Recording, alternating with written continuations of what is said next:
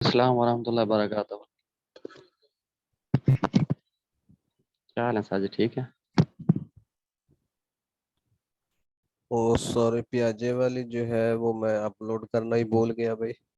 अब ये दोनों मैं इकट्ठी अपलोड कर दूंगा कल। कल ये तकरीबन 10 बजे तक आपको मैं ग्रुप में शेयर कर दूंगा। कल मैं यही काम करूंगा सर पहले। सर जी ये तीनों सर जी ये तीनों कर देना, फिर तीनों। कल तीनों भी को लेक्चर हो जाए सर, तीनों कर दे। नहीं, मतलब ये लेक्चर तो अलग अलग ही अपलोड होगा ना। कल वाला तो रिकॉर्ड हो चुका है, रिकॉर्डेड तो मौजूद है, वो मैं आज अपलोड करनी थी, मुझे याद ही नहीं रहा। और आज वाला जो है अब ये कल दोनों में अपलोड कर दूंगा, और कल जो होगा वो नेक्स्ट डे ठीक अपलोड हो जाएगा। ठीक हो गया सर, बेहतर हो गया। जी ठीक। ओके जी, कल हमने पढ़ी थी जीन पियाजे की कॉग्निटिव डेवलपमेंट थ्योरी, और आज हमने पढ़नी है वाइगॉस्की की सोशल डेवलपमेंट थ्योरी। इसको सोशो कल्चरल थ्योरी भी कहते हैं, और इसको सोशल कॉग्निटिव डेवलपमेंट भी कहते हैं। मतलब इसके दो तीन नाम है, social development theory, social cognitive theory, और सोशो कल्चरल थ्योरी भी इसको कहते हैं। इसमें मेन इसका फोकस जो है वो सोसाइटी, कल्चर और लैंग्वेज पर है। पियाजे जो है वो ये कहता है, इसमें हम कंपैरिजन भी आखिर में देखेंगे। पियाजे का ये मानना था कि जो कॉग्निटिव डेवलपमेंट होती है वो बाय डिफॉल्ट होती है और थ्रू 4 स्टेजेस होती है। और उसमें एक प्याजे के अकॉर्डिंग कल्चर का या सोसाइटी का या सोशल इंटरेक्शन का कोई रोल नहीं होता, वो नेचुरल एक प्रोसेस होता है। जबकि जो वाइगॉस्की है ये कहता है कि जो कॉग्निटिव डेवलपमेंट है इसमें सोशल इंटरेक्शन का, सोसाइटी का, कल्चर का और लैंग्वेज का बहुत बड़ा रोल और अमल दखल है। इसके अकॉर्डिंग जितना ज़्यादा फर्द या इंडिविजुअल या जो बच्चे हैं, जितना ज़्यादा वो सोसाइटी में उसका इंटरेक्शन होगा, जितने ज़्यादा उसके सोशल एक्सपीरियंसेस होंगे, उतना ज़्यादा उसकी कॉग्निटिव डेवलपमेंट होगी। पियाजे कहते हैं कि पहले जो है वो डेवलपमेंट होती है और उसके बाद लर्निंग होती है। Development means cognitive development. पियाजे के अकॉर्डिंग पहले डेवलपमेंट होती है, कॉग्निटिव डेवलपमेंट होती है, उसके बाद लर्निंग होती है। जबकि वाइगोस्की कहते हैं कि पहले लर्निंग होती है। लर्निंग मीन्स कि पहले यानी कि सोसाइटी के साथ बच्चे का जो है वो इंटरेक्शन होता है, सोशल एक्सपीरियंसेस होते हैं, वो कल्चर अपने अपने कल्चर सोसाइटी को इंटरनलाइज करता है, तो उसके नतीजे में उस वो एक लर्निंग होती है, और उसके नतीजे में, उस लर्निंग के नतीजे में उसकी कॉग्निटिव डेवलपमेंट होती है।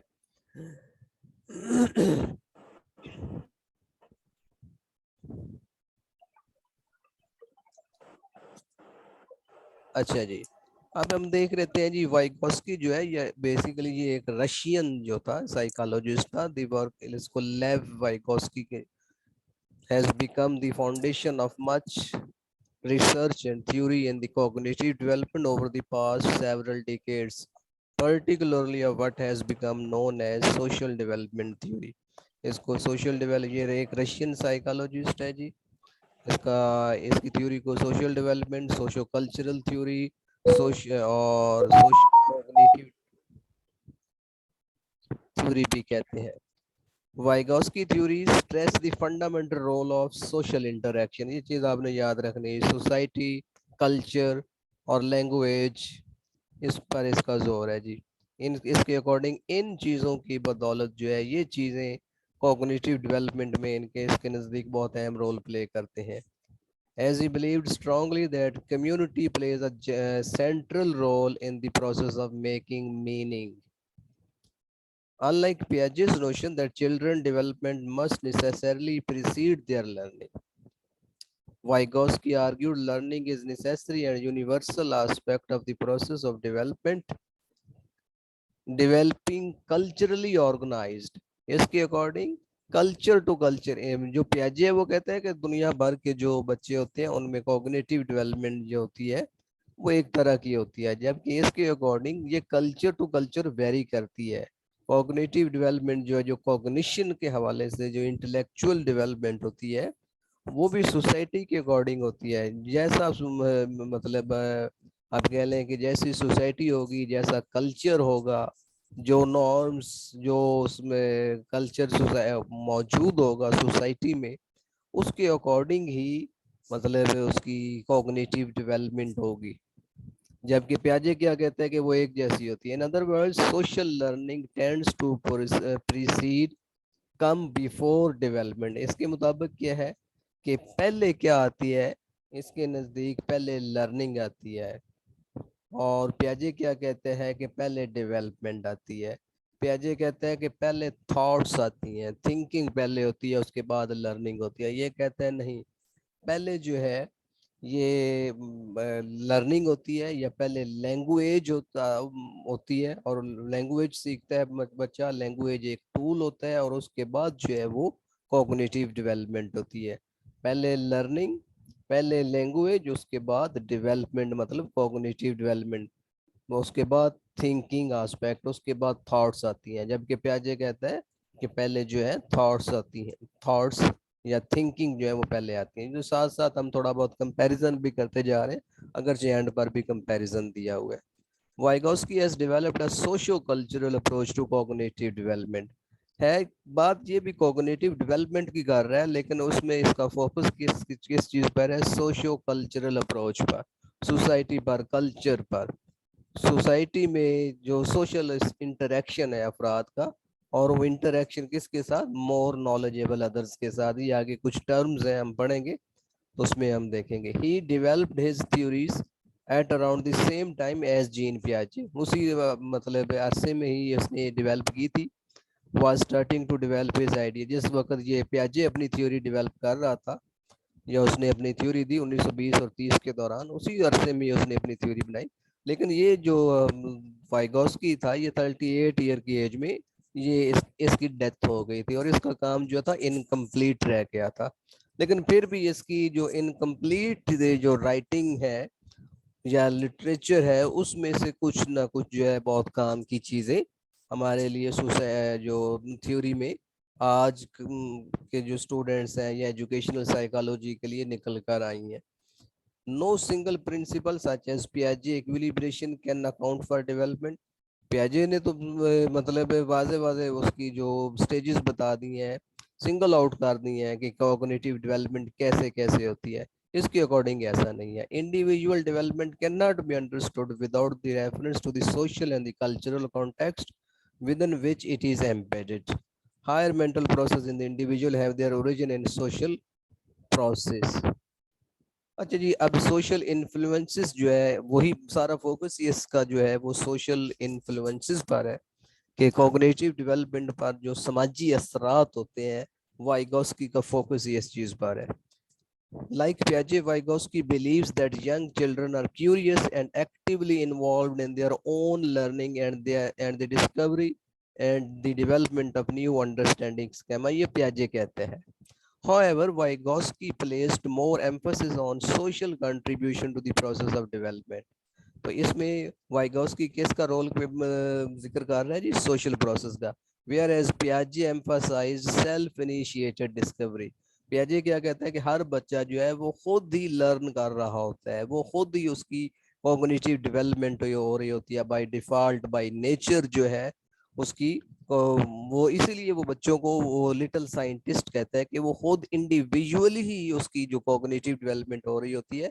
जबकि वाइगोस्की जो है ये इंडिविजुअली बात नहीं करता, बल्कि इंडिविजुअल के जो इंटरेक्शन है सोसाइटी के साथ, उसकी बेस पर कॉग्निटिव डेवलपमेंट की बात करता है कि जितना ज्यादा आपका सोशल इंटरेक्शन है सोसाइटी में, उतनी ज्यादा कॉग्निटिव डेवलपमेंट होगी, उतनी ज्यादा आपकी जो है इंटेलेक्चुअल डेवलपमेंट होगी। According to Vygotsky, much important learning by the child occurs through social interaction with skilful tutor.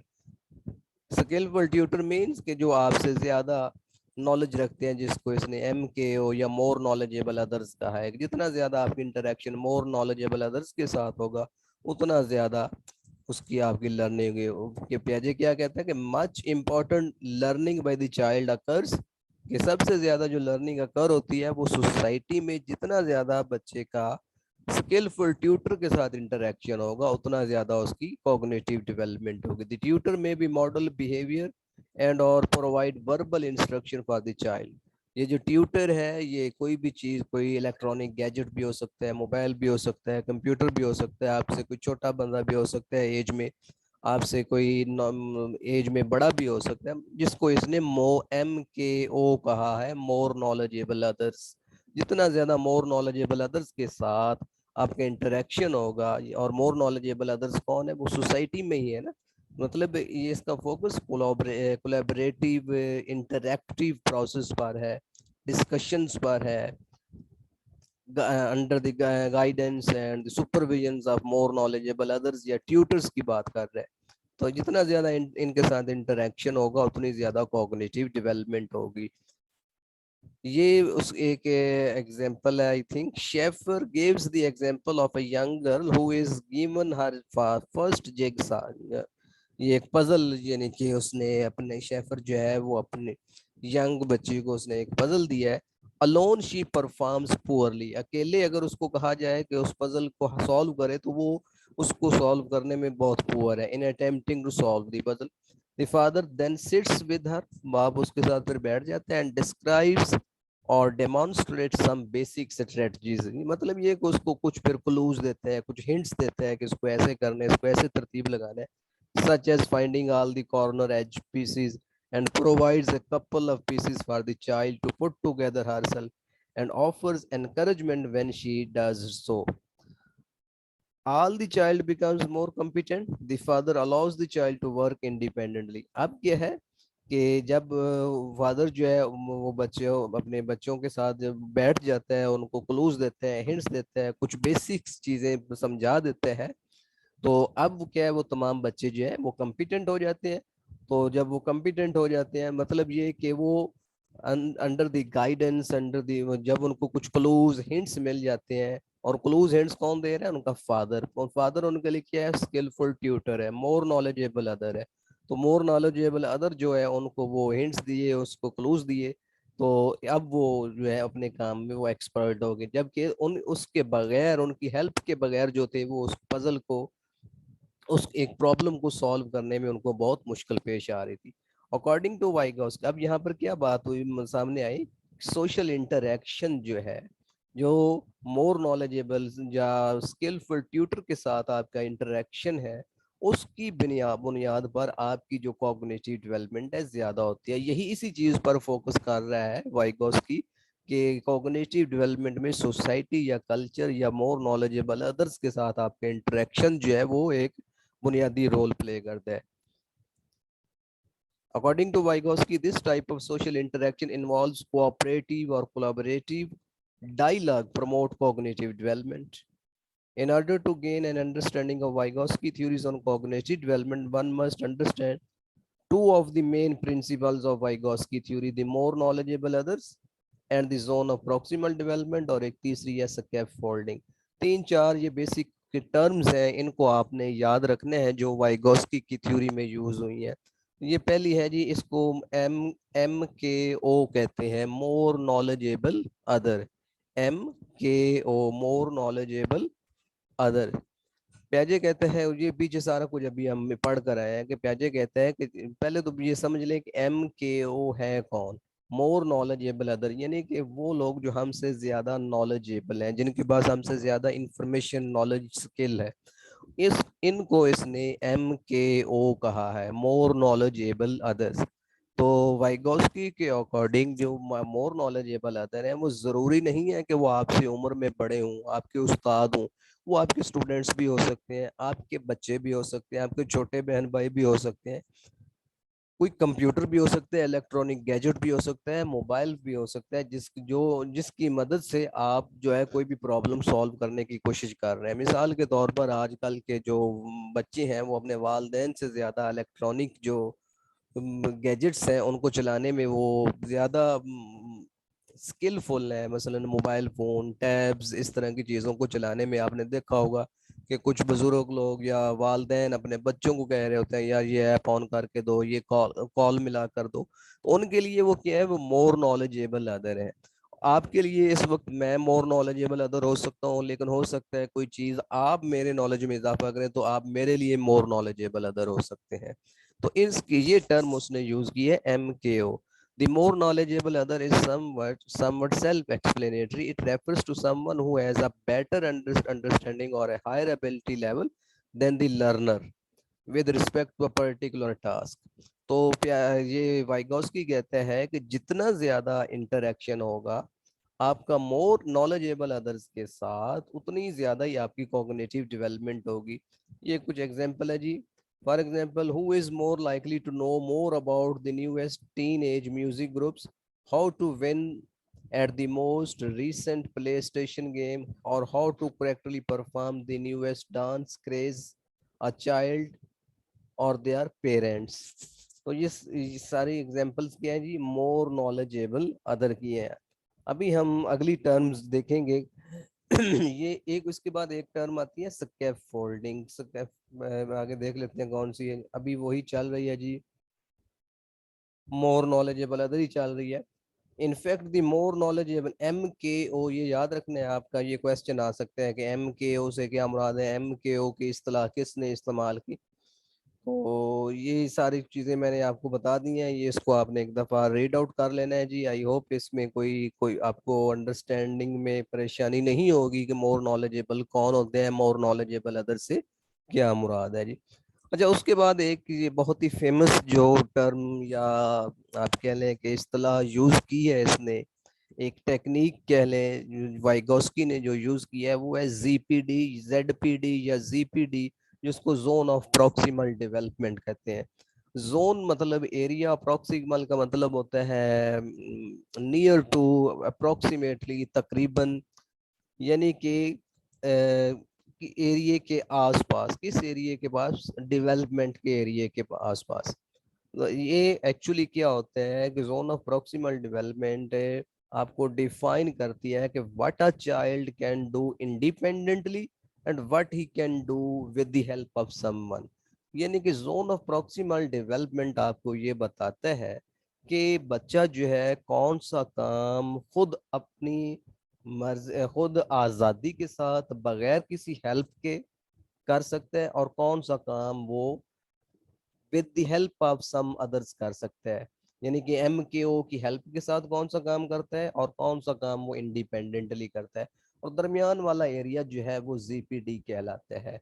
आगे मैं इसको मजीद डायग्राम में समझा दूंगा, एक दफा इसको रीड आउट कर लेते हैं।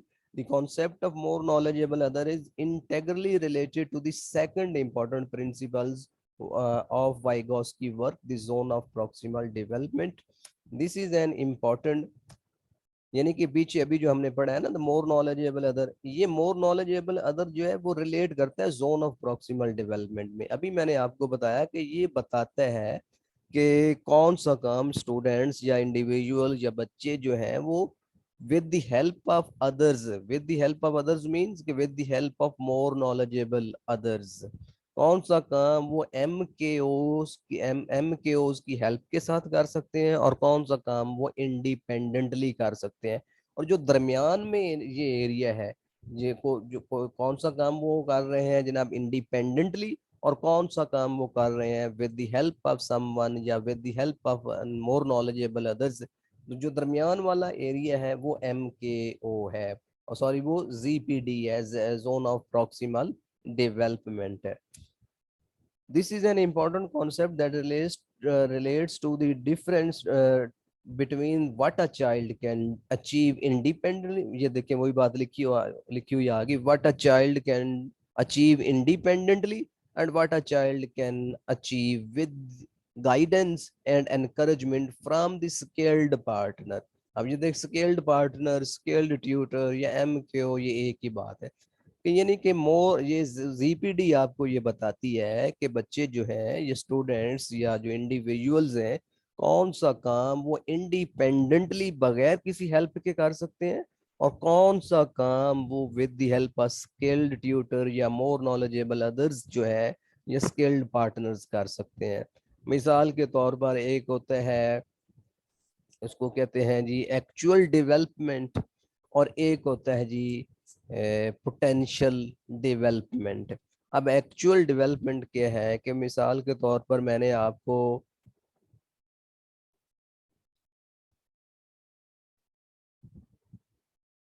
एक सेकंड जी,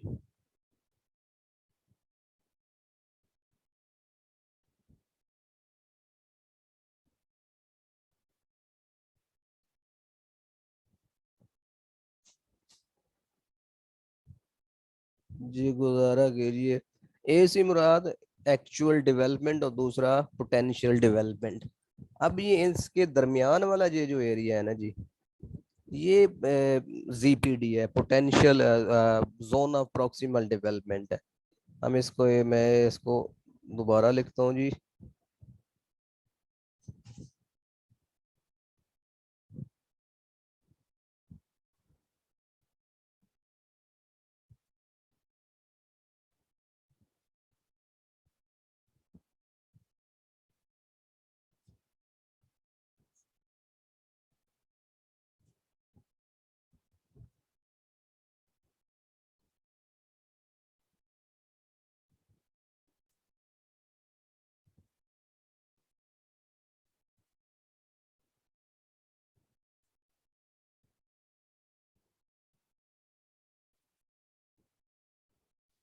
ओके जी, पीडी पोटेंशियल डेवलपमेंट, ये था एक्चुअल डेवलपमेंट। एक्चुअल डेवलपमेंट क्या है कि जो आप आसानी के साथ कर सकते हैं। मिसाल के तौर पर मैं आपको ये कहता हूँ कि 2 × 2 कितना हो गया, जब आप कहेंगे 4, मैं कहूँगा 3 × 3, 3 + 3 आप कहेंगे 6। मतलब आप इजी एक टास्क मैंने आपको दिया, आप फौरन बगैर मेरी हेल्प के, बगैर कोई क्लूज दिए, बगैर कोई हिंट्स दिए, without the help of any others आपने उसको सॉल्व कर दिया। ये आपकी एक्चुअल डेवलपमेंट है, यानी कि आप आसानी के साथ कर सकते हैं। ठीक है जी। उसके बाद मैं उसमें थोड़ी सी वेरिएशन कर देता हूँ, थोड़ा सा उसमें चेंज ले आता हूँ। मैं कहता हूँ कि 2 + 2 माइनस जो है 2 + 3 - 1। ठीक है। अब यहाँ पर क्या है कि आप बच्चा जो है स्टूडेंट्स हो सकता है रुक जाए, यहाँ पर उसको थोड़ी सी हेल्प की जरूरत पड़ेगी। मतलब ये कि वो एक्चुअल डेवलपमेंट की बेस पर उसमें पोटेंशियल मौजूद है, वो ये काम कर सकता है, वो ये काम कर सकता है। यानी कि मैंने आपको कहा कि 2 × 2, 2 + 2 - 1, 2 + 2 - 1। अब पहले वाले जो तो एक्चुअल डेवलपमेंट आपने बगैर किसी मेरी हेल्प के, बगैर किसी हिंट्स क्लूज के आपने कर लिए, ये तो आपकी एक्चुअल डेवलपमेंट है, what you can do independently. ये एक्चुअल डेवलपमेंट मींस कि आप इंडिपेंडेंटली काम कर सकते हैं बगैर हेल्प के। अब पोटेंशियल मतलब आप में पोटेंशियल है, लेकिन आपको ना उसके लिए थोड़ी सी हेल्प क्लूज या हिंट्स की या लिटिल बिट गाइडेंस की जरूरत है। जैसे कि मैंने अभी आप थोड़ी सी वेरिएशन की, तो उसमें मैंने 2 + 2 - 1 कर दिया। अब ये पोटेंशियल डेवलपमेंट आप में आ जाएगा, थोड़ा सा आपको मैं हेल्प आउट करूंगा तो आप इस सवाल को भी हल कर लेंगे। तो ये जो एक्चुअल डेवलपमेंट और पोटेंशियल डेवलपमेंट के बीच में ये जो आप कह सकते हैं कि ये सारा एरिया है, ये क्या है, जीपीडी है। यानी कि डेवलपमेंट के आसपास है, यानी कि जो वो जो आप काम कर सकते हैं उसके लगभग या उसके करीब तरीन जो इलाका होता है वो कहलाता है जोन ऑफ प्रॉक्सिमल डेवलपमेंट। इसको दोबारा हम पढ़ लेते हैं जी। व्हाट अ चाइल्ड, ये डिफरेंशिएट करता है what a child can achieve या what a child can do independently, and what a child can achieve with the guidance and the encouragement from the skilled partner या skilled tutor. For example, the child could not solve the jigsaw problem. ये वही उसकी example आ गई दोबारा। मिसाल के तौर पर ये जो जिगसा वाली पजल वाली एग्जांपल थी, बच्चा उसको सॉल्व नहीं कर सकता in the example above by itself, and would have taken a long time to do if it all, but was able to solve it following interaction with father। यानी कि बच्चे को आपने प्रॉब्लम दिया अकेले तो वो सॉल्व नहीं कर रहा, वो सॉल्व नहीं कर रहा, बट उसमें पोटेंशियल मौजूद है। तो पोटेंशियल मौजूद है, तो अब आप उसको अगर फादर जो है उसको थोड़ा बहुत हेल्प आउट करेगा, तो जब हेल्प आउट करेगा तो वो करने के काबिल हो जाएगा। And has developed competencies at this scale that will be applied to the future jigsaw. और आप याद रखने हैं कि ये जो हेल्प फ्राहम कर रहे हैं, ये हेल्प कौन कर रहे हैं, ये जो हेल्प फ्राहम कर रहे हैं ये MKOs हैं। Vygotsky sees the zone of proximal development as the area where the most sensitive instruction or guidance should be given। यानी कि वो एरिया है जिसमें आपने इंडिविजुअल्स को, बच्चों को जो है मोस्ट सेंसिटिव इंस्ट्रक्शंस देनी है, गाइडेंस देनी है। आपने काम बच्चों को, ये नहीं कि काम आपने खुद कर देना है, बल्कि उनको कुछ करने का हिंट्स हिंट्स क्लूज देने हैं। और ये जो आप हिंट्स और क्लूज देते हैं, या जो उनको इसको टेम्पोरेरी हेल्प फ्राहम करते हैं, इसको कहते हैं स्कैफोल्डिंग। ये आगे लिखा हुआ आएगा, हम देखेंगे तीसरी टर्म। और ये स्कैफोल्डिंग कौन फ्राहम करते हैं? MKOs फ्राहम करते हैं। MKOs पेरेंट्स भी हो सकते हैं, टीचर्स भी हो सकते हैं, और बहुत सी एग्जांपल है। allowing the child to develop the skills they will then use on their own, developing their higher mental functions। यानी कि जैसे जैसे बच्चा जो है वो काम करने में एक्सपर्ट होता जाएगा, वैसे वैसे आप उसकी उसकी हेल्प जो है वो रिमूव करते जाएंगे। आगे हम देखेंगे स्कैफोल्डिंग में। Vygotsky also views interaction with peers as an effective way of developing skills and strategies। He suggests the teacher use cooperative learning। ये इसकी एजुकेशनल इम्प्लीकेशंस है हो सकती हैं कि इंटरैक्टिव अप्रोच होनी चाहिए, कोलैबोरेटिव, कोऑपरेटिव, डिस्कशन, इंटरैक्शंस, इस तरह के आप कह सकते हैं। अच्छा जी, ZPD की ये फिर दोबारा वो है जी, इंडिपेंडेंट प्रॉब्लम सॉल्विंग है, जोन ऑफ प्रॉक्सिमल डेवलपमेंट है। Problem solving outside the individual's ability, set of problem solving that cannot be accomplished independently nor with the help of a more capable of peer। अच्छा, अब zone एक होता है actual development जो बच्चा independently खुद कर लेता है। दूसरा क्या है कि उसको हमने क्या नाम दिया, पोटेंशियल डेवलपमेंट, जिसमें बच्चा जो है वो with the help of others कर रहा है, जो कि जोन ऑफ प्रॉक्सिमल डेवलपमेंट में आ जाता है। इसके बाद अगली एक स्टेज ऐसी आ जाती है जिसमें बच्चा with the help of other भी काम नहीं कर सकता, क्योंकि उसमें वो पोटेंशियल ही नहीं होती। उसको अबव द ZPD कह सकते हैं आप, उसको अबव द ZPD कह सकते हैं। तो ये वाला जो एरिया है ये जोन ऑफ प्रॉक्सिमल डेवलपमेंट है, जिसमें बच्चा जो है वो, उसमें पोटेंशियल होती है काम करने के, वो आस पास होता है, और जिसमें वो यहाँ पर क्या है कि बच्चा इंडिपेंडेंटली परफॉर्म कर रहा है। जो भी आप उसको टास्क देते हैं वो easily, without wasting any time, independently जो है वो इजीली वो काम परफॉर्म कर देता है, विदाउट हेल्प ऑफ एनीवन। लेकिन उसके बाद क्या है कि अगली उस थोड़ा आप उसमें डिफरेंट टास्क देते हैं, तो उसमें पोटेंशियल मौजूद होती है, लेकिन वो अकेला जो है विदाउट हेल्प ऑफ समवन या विदाउट एनी हिंट्स क्लूज वो काम सॉल्व या परफॉर्मेंस वो नहीं दे सकता।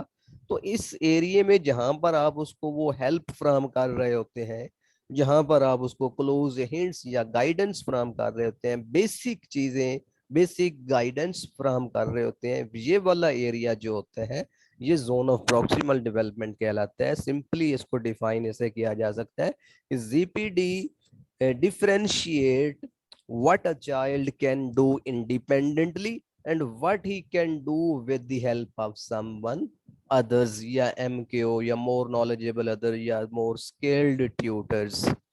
आई होप यहाँ पर ZPD की भी बात आपको क्लियर हो गई होगी जी। उसके बाद स्कैफ फोल्डिंग। अब स्कैफ फोल्डिंग को इसके हम सिंपल मीनिंग में आप कह सकते हैं कि टेम्पोरेरी हेल्प, आर्जी मुआवनत इसको कहते हैं। स्कैफोल्डिंग, आर्जी मुआवनत। आर्जी मुआवनत कौन फराहम करते हैं? वही मोर नॉलेजेबल अदर्स। मतलब ये कि ये जो पीछे अभी हमने पढ़ा कि ये यहाँ पर ये जो हेल्प फराहम कर रहे हैं, हेल्प फराहम करने वाले कंटिन्यूसली हमेशा के लिए मदद फराहम नहीं करेंगे। जैसे जैसे बच्चा जो है वो काम करने में एक्सपर्ट होता जाएगा, वैसे वैसे हेल्प रिमूव होती जाएगी, ये स्कैफोल्डिंग रिमूव होती जाएगी। मिसाल के तौर पर आप बच्चे को साइकिल चलाना सिखाते हैं, तो आप पीछे से बच्चे को साइकिल पर हाथ रख कर चढ़ाते हैं। जैसे ही बच्चा थोड़ा सा बैलेंस मतलब क्रिएट कर लेते हैं, बरकरार रख लेते हैं, तो आप पीछे से हाथ अटा अटा लेते हैं। इसी तरह आप थोड़ा बहुत साथ चलते हैं, जब वो साइकिल चलाना मतलब थोड़ा सा पैडल मारना सीख लेते हैं, तो आप बिल्कुल उससे एक साइड पर हट जाते हैं। मतलब ये कि स्कैप फोल्डिंग एक आर्जी मुआवनत होती है। जैसे जैसे बच्चा उस काम में एक्सपर्ट होता जाएगा, वैसे वैसे वो जो स्कैप फोल्डिंग है वो रिमूव कर ली जाएगी। और स्कैप फोल्डिंग कौन फराहम करते हैं जी? ये MKOs फराहम करते हैं। ये फिर उसकी वो कुछ एग्जांपल्स हैं जी, ये आपने देख लेनी है, वही उसकी एविडेंस है। Evidence for Vygotsky and the ZPD। कुछ एग्जांपल्स की बुनियाद पर या एविडेंसेस की बुनियाद पर ये समझाया गया है, ZPD वगैरह की बातें हैं जी। अब वाइगोस्की जो है ना, ये लैंग्वेज को जो एक बहुत बड़ा टूल तस्वर करते हैं कॉग्निटिव डेवलपमेंट के लिए। लैंग्वेज जो है ये कॉग्निटिव डेवलपमेंट के लिए एक बहुत बड़ा।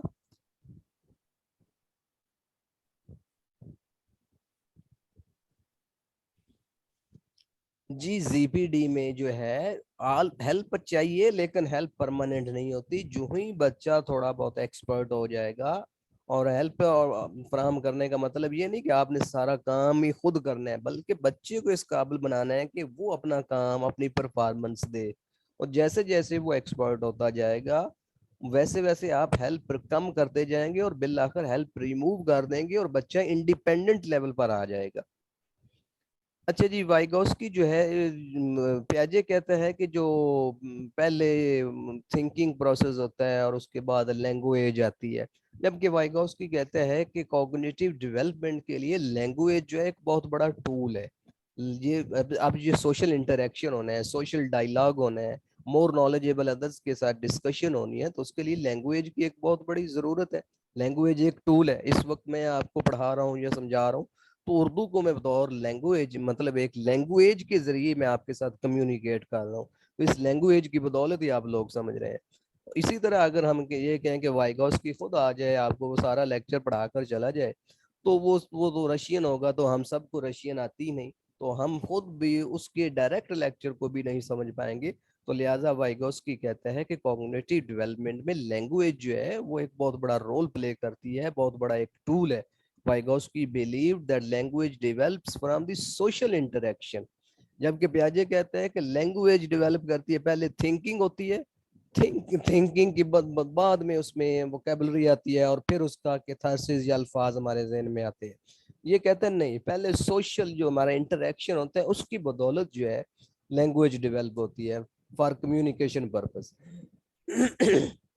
Vygotsky viewed language as a as man's greatest tool, as a means for communication with outside world. According to Vygotsky, language plays two critical roles in the cognitive development. Number one, it is the main means by which adults transmit information to children. Number two, language itself becomes a very popular tool of the intellectual adaptation. अच्छा, इसके बाद इसने जो है language की तीन इकसाम का इसने जिक्र किया है। एक है, ये भी आपके MCQs क्वेश्चन में आ जाता है।